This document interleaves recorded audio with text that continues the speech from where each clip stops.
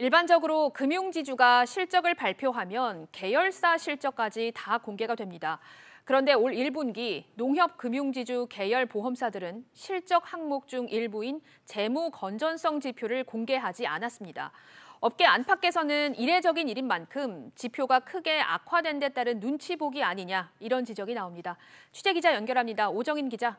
네, 오정인입니다. 네, 다른 항목은 모두 공시가 됐는데 왜 이 RBC 비율만 빠졌습니까? 네, 이 지급 여력 비율, RBC 비율의 변동 요인이 많아 아직까지 산출이 안 됐다는 게 농협보험사 측의 설명입니다.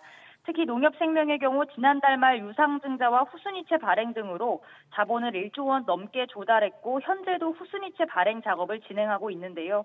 농협보험사 측은 다음 달 중순까지 제출해야 하는 분기보고서에는 RBC 비율이 공시될 것이라고 말했습니다.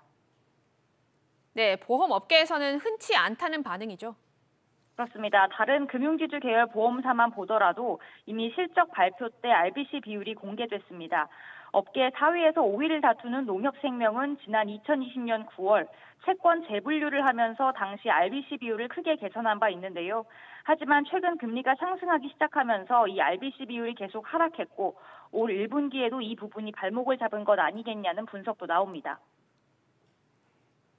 결국 RBC 비율을 감추기 위한 것 아니냐 이런 얘기가 나올 수밖에 없어 보이는데 어떻습니까?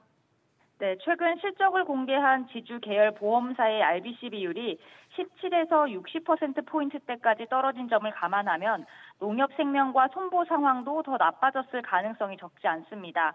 지난해 말 RBC 비율을 보면 농협생명이 210.5%, 농협손보가 196.5%였는데요.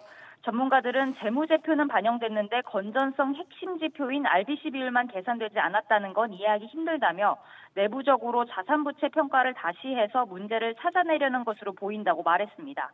SBS 비즈 오정인입니다.